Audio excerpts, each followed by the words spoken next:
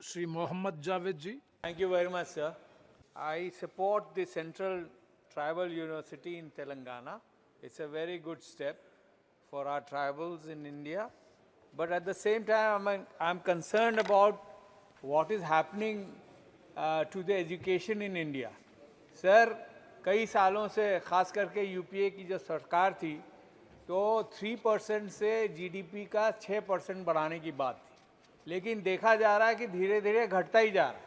और यही नहीं, खास करके ऐसे यूनिवर्सिटीज़ जो खोले गए हैं, खास करके अगर हम किशनगंज की बात करें सर, पिछले 4.5 साल से माननीय मंत्री जी से और बाकी रिलेटेड फाइनेंस माइनॉरिटी मिनिस्टर से लगातार मिल के भी, लिख के भी और इस पार्लियामेंट में भी कई बार हमने कहा कि वहाँ पे जो एलोकेट किया गया था भारत सरकार से 136 करोड़, उसमें से सिर्फ 10 करोड़ एलोकेट किया गया।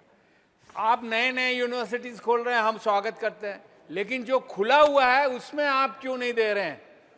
और वही नहीं सर, एएमयू ने 352 करोड़ एडिशनल मांगा वहाँ पे क्लासेस के लिए और बिल्डिंग्स के लिए, लेकिन आज तक नहीं मिला है। इसके अलावा जो UGC sanctioned 29 teaching 19 non teaching staff की जो ज़रूरत है, जो मल्लापुरम में और मुर्शिदाबाद में दिया गया है, वो भी नहीं दिया गया है किशनगंज में। तो एक तरफ तो आप नए यूनिवर्सिटीज़ खोल रहे हैं, लेकिन जो पुराने आपका चल रहा है उसको आप बंद करने की कोशिश में है। ऐसा क्यों है?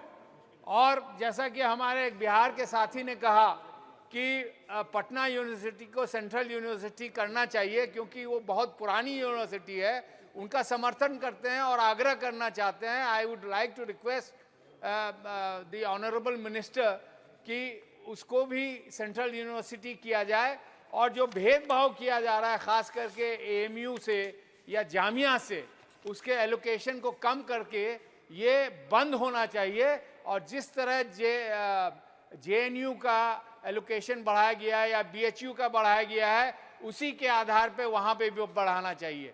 हमें कोशिश ये करनी चाहिए कि हमारे बच्चे जहाँ के भी हों उनको अच्छी सुविधा मिले, ताकि हिंदुस्तान के विश्व गुरु बनाने में उनका भी सहयोग रहे और हिंदुस्तान आगे बढ़े।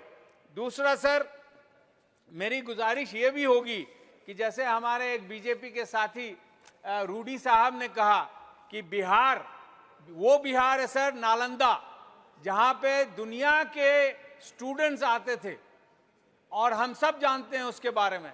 लेकिन अफसोस की बात यह है कि आज बिहार के ज़्यादातर स्टूडेंट्स को कॉलेज, यूनिवर्सिटीज़ और क्वालिटी ऑफ एजुकेशन की कमी के वजह से बिहार छोड़ के अलग अलग राज्यों में जाके तालीम हासिल करनी पड़ती है। तो मेरी आग्रह है, I would like to request the honourable minister on through you sir, that the education in Bihar should be taken very seriously and there is a lack of medical colleges. यहाँ पे हमारे हेल्थ मिनिस्टर भी हैं। उसके अलावा IIT नहीं है, ITIs नहीं है।